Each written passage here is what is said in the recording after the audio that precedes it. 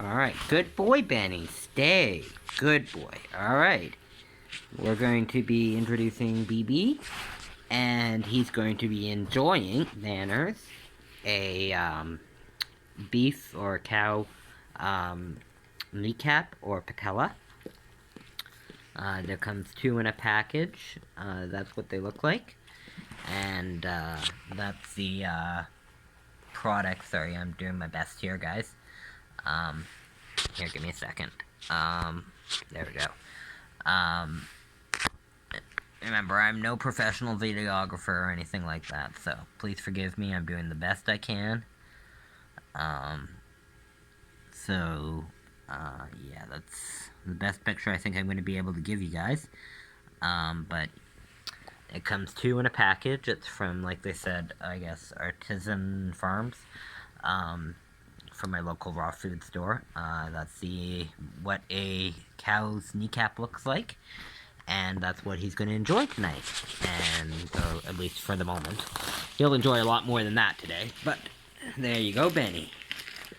As you saw, it came in that Ziploc bag. It's pretty durable.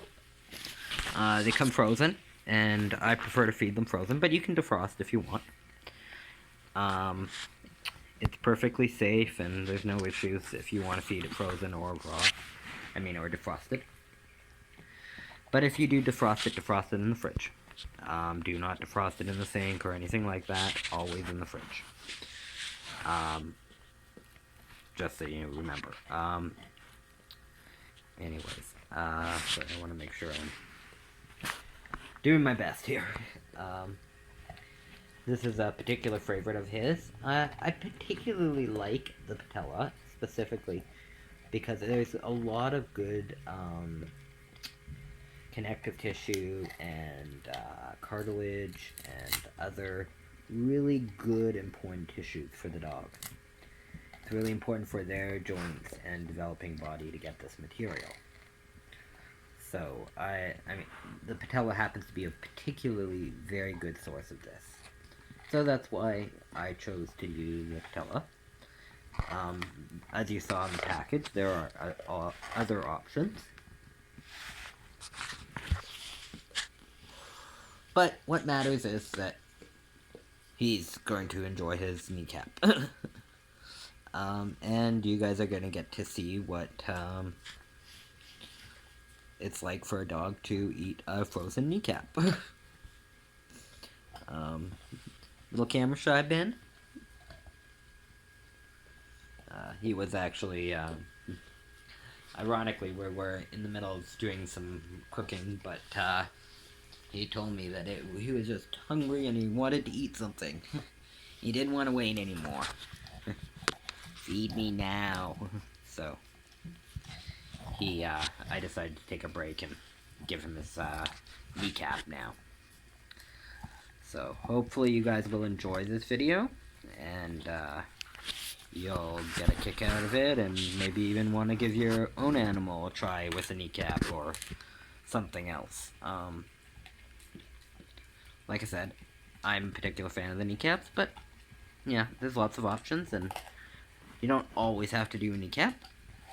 I've put on the channel already some videos of him eating his turkey.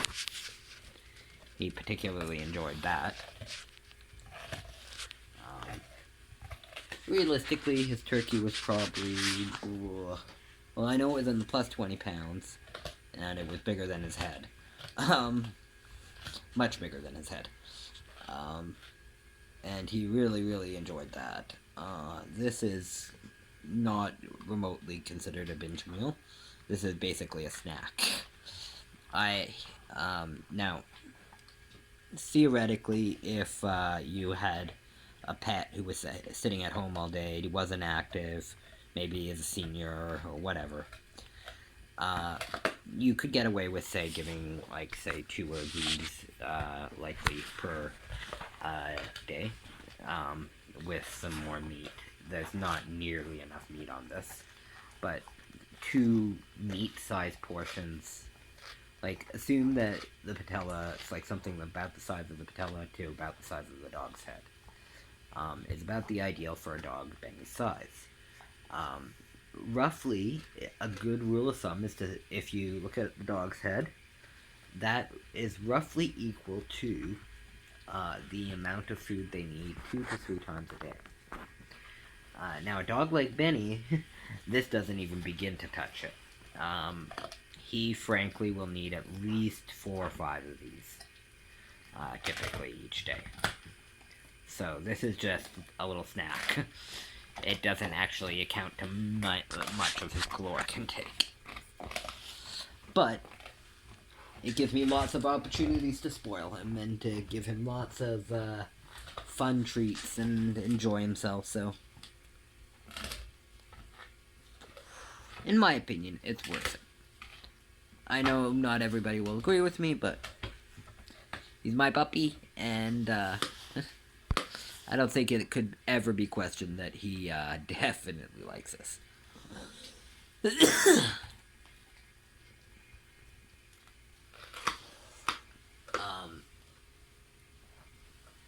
Just for cleanliness, I like to put down a mat or a blanket or something that he can eat on. But if it's been frozen and it's kept frozen, you really don't have any considerable amount of bacterial or infectious agent development. The freezing process, especially if it's been frozen for more than a month, pretty much ensures that everything that could be there that might harm the dog is killed off. So as long as it's fed frozen, it's pretty much sterile, or as sterile as it needs to be. I wouldn't say it's actually sterile probably, but it's as close as it needs to be, especially considering a dog has a much higher pH in their stomach. This would be what would be considered a recreational chew, though. It doesn't really have a lot of meat, or it's got a bit of fat, but it doesn't got a lot of fat. It doesn't got a lot of meat.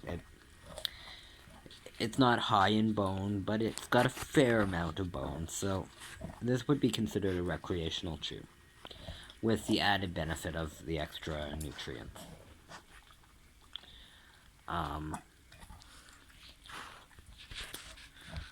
This really won't contribute much to his caloric intake. And so these are pretty easy to give to a dog as a, basically as a treat. But you don't want to give too much because you could constipate the dog. You don't want to overdo the bone. It sort of depends on how much food is going through the animal. Because Benny eats a lot more than the average dog, he can handle a bit higher of a bone ratio. But most dogs do well at a 10 to 15% bone ratio. An interesting rule of thumb and way, like similar to the head being roughly equivalent to what they need to eat in a raw diet. Another interesting rule of thumb is that if you were to take a small herbivore that's roughly equal to about the size of the dog's head in their torso, probably not including any tail or neck, like your head, kind of saying their legs, but the torso roughly.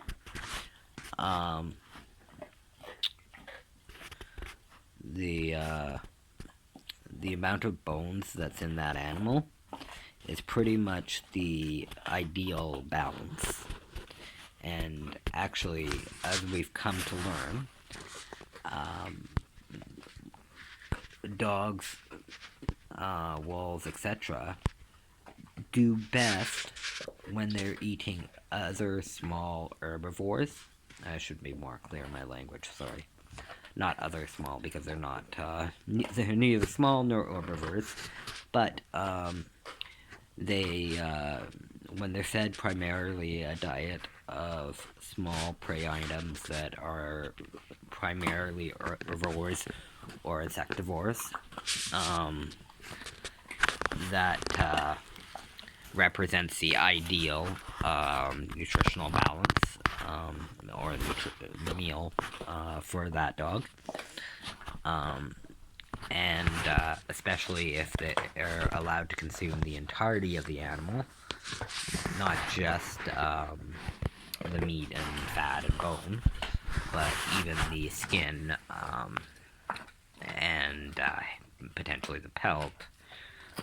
Like a rabbit, they'd eat the fur of the rabbit. And as it's turning out, we're actually finding that there's actually significant value to the dog's health for eating the pelt of their prey animal.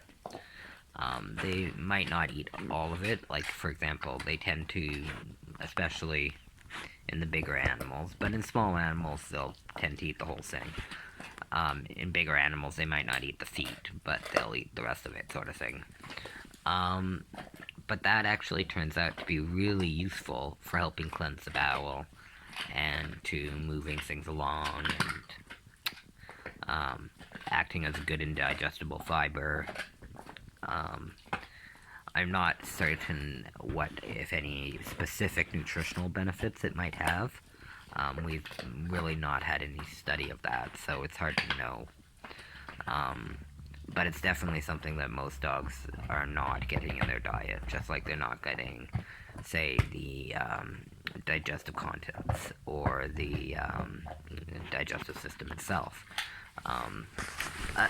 Well, the organs themselves are not, the crucial things. They do have some pretty important hormones and varying other nutrients, but a lot of tissues can necessarily have those nutritional benefits. What seems to be most important is actually the digestive contents themselves, specifically the bowel contents. The stomach contents aren't so valuable, but they'll often be eaten as well. But the bowel contents are really, actually, ironically enough, the golden ticket or whatever. It's not pleasant, but the reality is that they get a lot of their good bacteria and digestive aids and probiotics and etc. From those digestive contents. And not only that, but when we're talking about an herbivore, where the contents have passed through the herbivore's digestive system and are just kind of being kind of having their nutrients absorbed, they're already pre-digested, so the dog actually can now absorb the nutrients from them. Where normally if they eat plant matter, they're not able to digest it, and so they're not able to obtain the nutrients, for the most part, from that object. That's why you'll often see things come out the other end intact, especially plant matter like grass and other things. So, but when they've gone through an herbivore that can digest those things normally, it's providing those that food in a digested form that the dog can actually absorb and utilize. So, despite the fact that it's kind of disgusting and it's valid reasons to say that you might not necessarily like the idea about it. It's not a pretty thought, but it seems to be very important for the dog's health, nutrition, immune system, development, hormonal balances, etc. So, I like to feed green tripe from particularly small herbivores, but you can kind of substitute that for either cow, goat, sheep, whatever you can get your hands on. Though rabbit is particularly good. Any of those small rabbit type animals, any of the, basically the rodent category of mammals, is pretty near ideal. Rodents and birds tend to be a really perfect nutritional kind of package for a dog, especially when they eat the whole thing. It can probably, well, it provides the nutrition and everything many dogs have needed and used their entire existence for as long as dogs have been dogs. So, I think there's real. I know that it's easy to get cow and other large animals, especially in human society, and so we often default to those, and they can substitute for. It's just that they're a little different, and personally, I prefer not to feed the same thing every day. I know some people, if they can get something that's perfectly balanced so that it always will provide the nutrition the dogs need, they don't care if they feed the same thing every day all the dog's life. However, in my experience, that causes some pretty significant digestive and nutritional and other health-related issues. Specifically, a lot of times when you have people who feed one predominantly or a couple of items on a regular basis, that can mean that anytime they try to give the dog anything that they're not typically used to, as you would say, that they get extreme stomach upset, that they can get pancreatitis, they can become quite ill, even die. And it seems to be limited to when you cause this kind of extreme restriction. Because my guys have... Typically, I try to go at least a couple of days between eating the same thing. I try to give as much variety as I can get my hands on. So, I go from anything from game to rabbits to chickens to ducks to turkeys to cow to anything I can get. I'll use. I can put to use. He will be quite happy with. So, but by doing this, generally speaking, I can give him things that he's never had before in his entire life that are totally different from what he normally has, and it doesn't give him any stomach upset at all. He really has no issues whatsoever with the concept of, say... sorry, I'm trying to give you guys good angles here.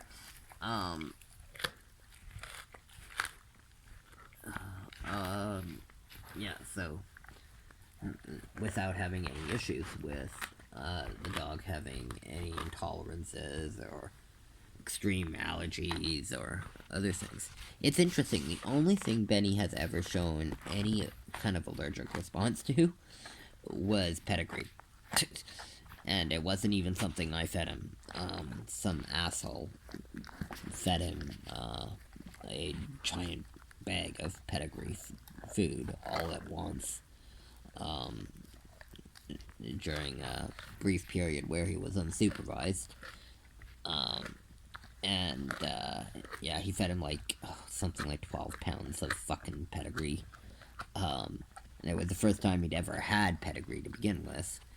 And the first time he'd ever had really cheap crap food.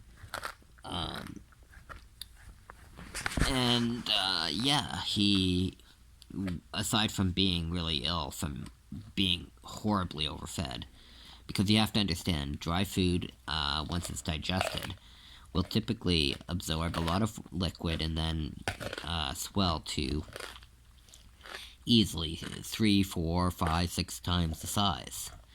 And when it does this, it becomes significantly larger volume. So a dog will consume whatever is necessary in dry,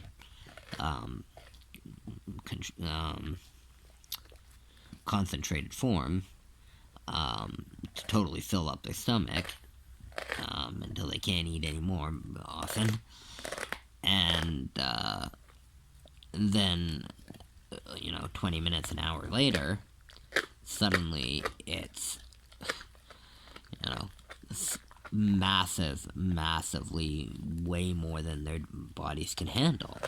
And dogs have died, especially if the dog isn't immediately rushed into surgery to immediately fix it. Like, when these things happen outside of hospitals and, professional medical professionals, tired, dogs die, people die, etc. Like, it can be very dangerous. He luckily survived mainly due to the fact that he has a history of practicing binge meals. So, his body, well, it was stretched to the absolute limit, and he definitely was not happy. He was in a lot of pain, and it took several days for it to fully kind of work its way out. And that was way more calories than he could have ever used in that period of time. As it turns out, there's something in that food that he is actually pretty reactive to, and about a half hour after he ate it, he started swelling up. He started behaving kind of disoriented. Seemed like he was entering into shock. His lips and gums and tongue were very pale, and cool to the touch. His pads, like his feet, were really cold. His ears were cold. He was clearly, like I said, he was in shock, and he was clearly having a very severe allergic reaction.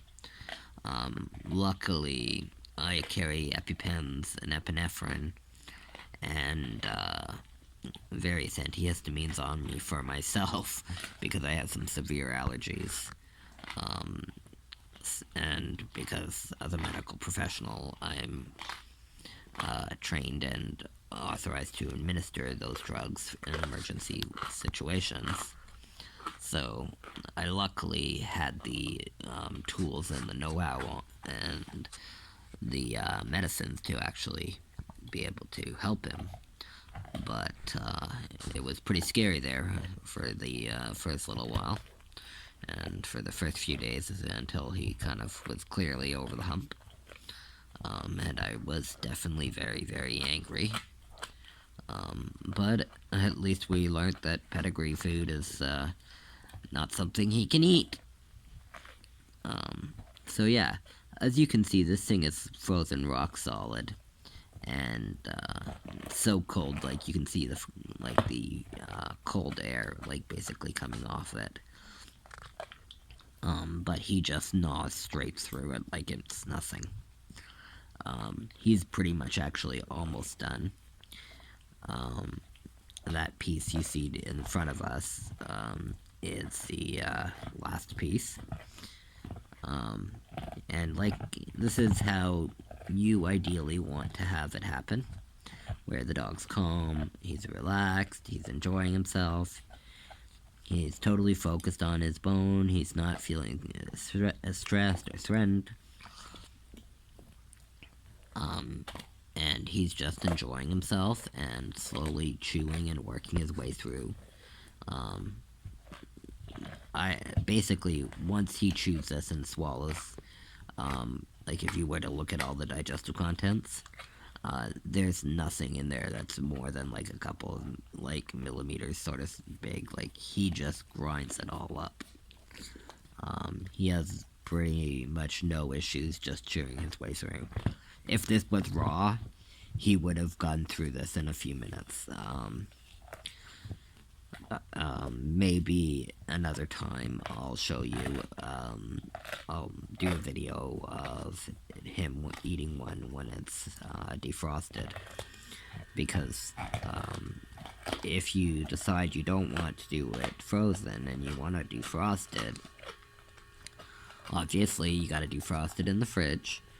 But more importantly than that is the fact that the dog will eat it much faster, and they'll have much more of an ability to, say, try to swallow it whole. Because it's really cold, they're unlikely to try to swallow it whole. It's just too cold and too big. So they're forced to kind of chew on it and work through it slowly but surely, like you see him doing. However, like I said, when it's defrosted, it's not going to be nearly so difficult to get through. I probably reckon somewhere under 5 minutes. Depending on the dog. Like, Benny could maybe even get through it in, say, like, a few minutes, like 2 or 3. So, maybe 4, who knows. But I know it wouldn't last 10 minutes. So, you want to be aware of that kind of factor when you make the decision whether you're going to feed raw or you're going to, whether you're going to feed it frozen or defrosted. Like I said, I like the extra effort, and benefits. Penny? Hey, enough, come here. Bring it over. Thank you. I don't want you over there. Enough. Get over here now. Let's go. Okay. Down. Stay. Sorry, I just wanted to remind him to stay on his mat and not just get it everywhere. Because you can see it's kind of messy. He'll clean it up though. There won't be anything left. Oh, and as messy as this is, if it was fed defrosted, it would be a lot messier. So it's one of the reasons it's important to have a place where you can feed and it's easy to clean up, and you know, it's not going to get all over the place, and it's not going to be a place for stuff to grow and cause any kind of illness or anything. So, you know. I hope you guys like this video.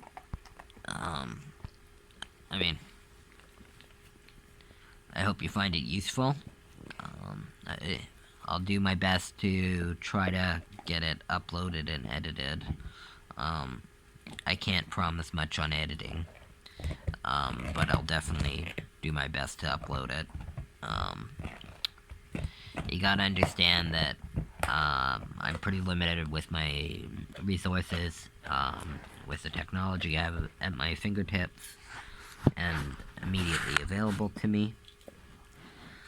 And my cash flow isn't that great either, but I mean, I figure it out cash-wise to be able to survive, but I am pretty limited in my physical abilities, and so I don't have a lot of energy or time I can dedicate to, you know, being a YouTuber. But as many of my clients and Benny, enough. Get over here now. Thank you. So many of my clients and various people who know me have asked me to do. I'm doing my best, and I'm trying to get these videos together and out for you. If you find that you don't like how long this takes and you find it's just too long, feel free to go through it on super speed and it'll be a lot less. I'm trying to give you guys a way to understand how long this thing will last, what to expect, um, especially understand you're seeing what a big dog can do, um, especially a dog who's done this plenty. Good boy, Ben. Stay. Um, a dog who's inexperienced or smaller will obviously take longer, and will have to work much harder. So, you know, a Chihuahua, this is probably inappropriate for. However, a beef rib would probably be just perfect for a Chihuahua, or a turkey neck, or a chicken neck. So, like, there's different options depending on the animal size. As I said, aiming for something roughly the size of the animal's head is a pretty good portion, and is pretty ideal portion control.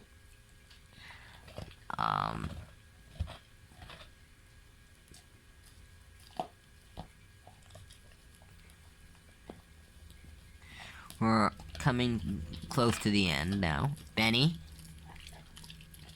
behave. Manners, thank you.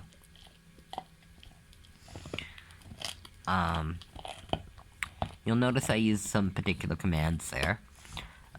One of those being manners. That's a warning to him to follow the rules that he knows and that he understands is what's expected of him. And behave would be a warning he's about to be corrected for doing something he knows he's not allowed to do.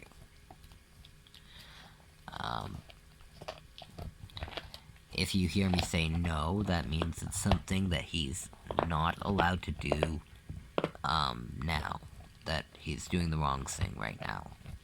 But it's not any negative connotation. Same with if you hear me say bad dog, you're a good boy, Benny, yeah. But if you were to hear me say the B-A-D-D-O-G words, he's a good boy, so I don't want to confuse him and mix him up. But if you were to hear me say that, that actually means that he's doing something he's never allowed to do. And he has to stop that immediately, and he's never, ever allowed to do that. It's not that he's bad or evil or anything like that. He's a very good boy, and I love him dearly.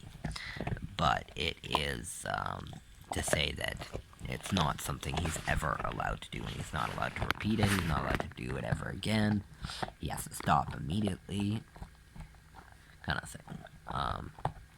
Whereas no is something that it's okay for him to do at another time, to try and see if in a different time and place that might be acceptable.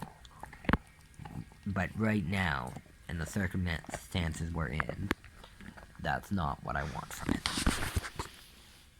So, yeah, that's sort of about it. So if you ever hear me like saying things like BAD or whatnot, don't freak out. Don't think that I'm like angry or upset or freaking on the dog or anything. Those words actually have very specific meanings to Benny, and he doesn't have any negative connotations with them, just that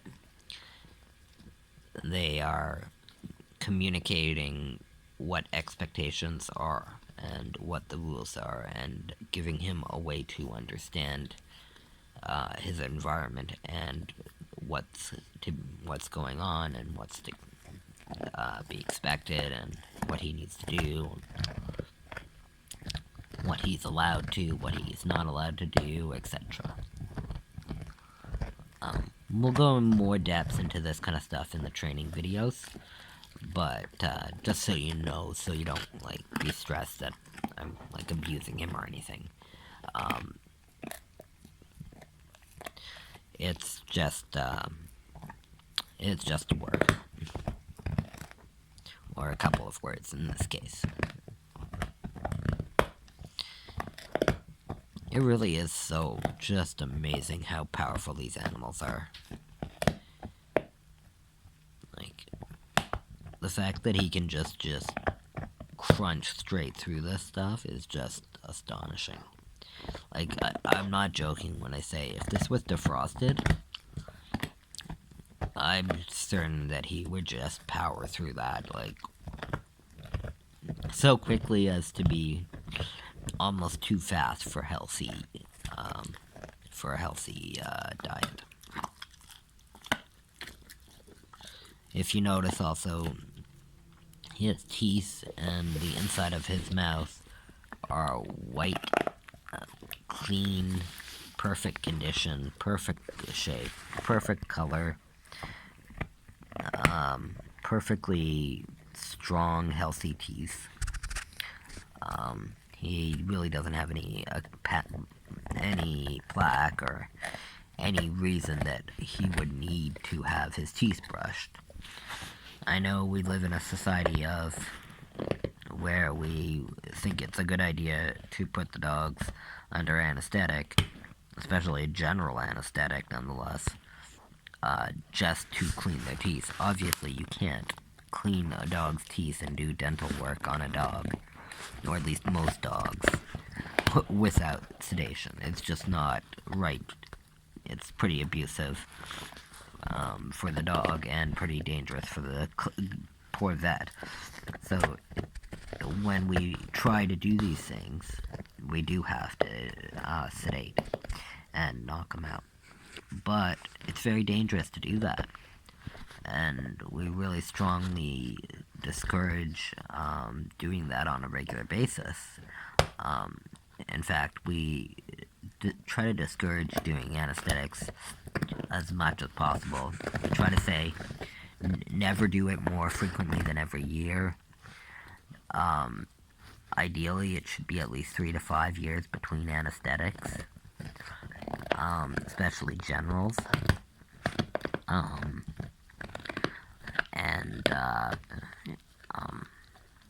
That you shouldn't waste your few opportunities to be able to give an anesthetic, because if you, say, were to give a dog a dental cleaning and knock them out, if they get hit by a car in the next coming months or years, now they're being exposed to having an anesthetic way too soon and potentially dying or having major complications because they're having too much anesthetic too frequently. So there's a lot of reason to not do surgeries, especially surgeries requiring generals, if you can avoid that. And for something like dental cleaning, where there are so many better ways to do it. I mean, if you really can't allow your dog to chew, if there's just some big thing for you and your dog that they just can't chew, well, then you're going to need to be brushing their teeth on a regular basis and training them to have their mouths handled on a regular basis so that they are comfortable and don't need to be sedated or have anesthetic to have their teeth cleaned. And that they don't need to have big procedures because they're being cleaned on a regular basis, whether by chewing and enjoying their food, like this, or with regular brushing. You have to make sure they keep their mouth in good condition. But, personally, and every dog I've ever met, beyond, say, a dog, if the dog doesn't have a lower jaw, or if the dog, in fact, to be fair, I've known many dogs with no lower jaws, who still enjoyed chewing, so, in fact, I know for a fact that with several rescues that have lost their lower jaws, who some of their last remaining pleasures in this world are chewing, and they would be very unhappy if it turned out that they weren't going to be able to keep chewing and enjoying chewing, even if they don't have their jaw. They'll just, like, I've seen dogs with no teeth, no lower jaw, who, as sad as this is, they just sit there and, like, gumming on the whatever chew it was. And that, even by itself, still has pretty significant health benefits for the dog. So, like I said, I'm of the opinion that this is just too valuable to not provide the dog. But if you're not going to, you're going to have to find another way to get these basic needs for the dog met. And it's not going to be easy to do. If you want the dog to be happy, you're probably going to need to let them chew on some bones.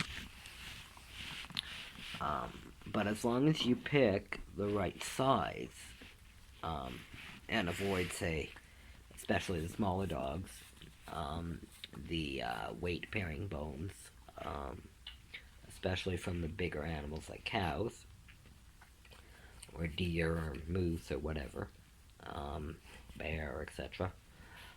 These are bones that are way too strong for a small dog to get through. And, like, for example, like, I would say a moose, elk,